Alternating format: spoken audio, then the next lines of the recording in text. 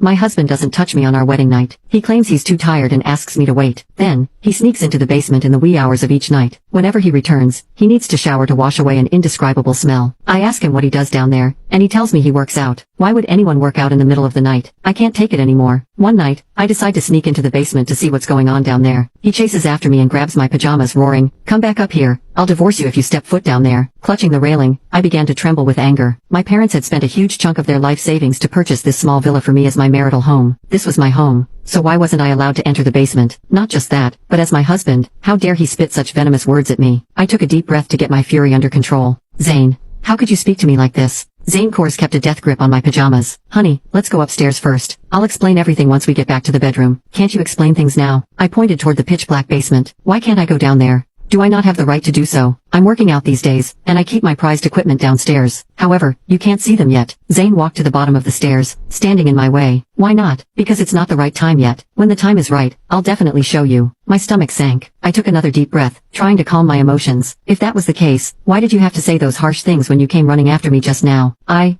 just got a little worked up. Besides, you know what kind of person I am. I have a sharp tongue, but I'm a softie inside. Chuckling coldly, I turned to walk upstairs. As if a man was capable of having a sharp tongue and a soft heart. Fine. I'd wait until he went to work tomorrow to go downstairs and find out what was going on. After returning to bed, I tossed and turned, unable to fall asleep. Something fishy was going on in the basement, and it must be something big. Could Zane be hiding a shameful secret? I turned to look at him. It seemed like he wasn't able to fall asleep either. He stared at the ceiling with his eyes wide open, looking like there was something on his mind. The moonlight illuminated his defined side profile, making him look incredibly handsome. His muscular body made him look even more alluring. Thinking back to the time when he pursued me, I had been so excited and could hardly believe it. He was so handsome, while I was just a plain Jane. Just what did he like about me? He told me that he liked my gentleness and quietness, as well as my unique presence. I believed him. However, if that was true, then why did he never touch me at night? After all, I was his young sweet wife. We hadn't even made it past our honeymoon yet. Was this normal? At last, I couldn't hold back anymore. I reached out to caress his face. "What are you doing?" As if he'd been shocked, he rapidly shrunk back to his side, glaring at me with disgust. He was looking at me the same way people regarded beggars or dirty stray dogs. Having come to a realization, I flipped over angrily. However, I couldn't swallow my rage. If he didn't have feelings for me, why did he pursue me? Why did he get into a relationship with me? With these thoughts in my head, I suddenly turned around again. Glowering at him, I said,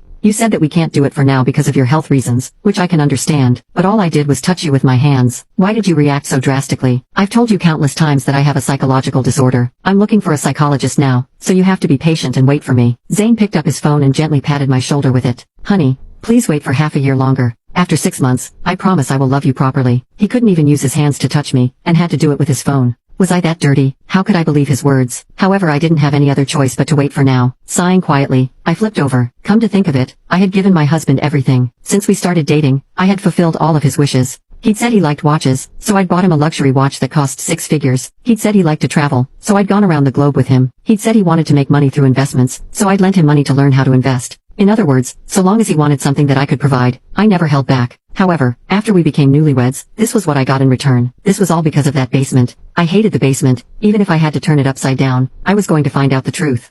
The sun was up. As usual, I made Zane's favorite breakfast. Yet, he still remained indifferent. He ate quietly without saying a word to me. It felt like I wasn't his wife but his maid. After breakfast I drove him to work. We both worked in sales at the same perfume company. After parking the car, I strode into the office. Once he was gone, I left a colleague with some instructions before quickly leaving the office. I didn't take the car, but instead called a cab to drive me home. Flinging open the main door, I crossed the living room as quickly as I could and rushed toward the basement. However, when I arrived, I was dumbstruck.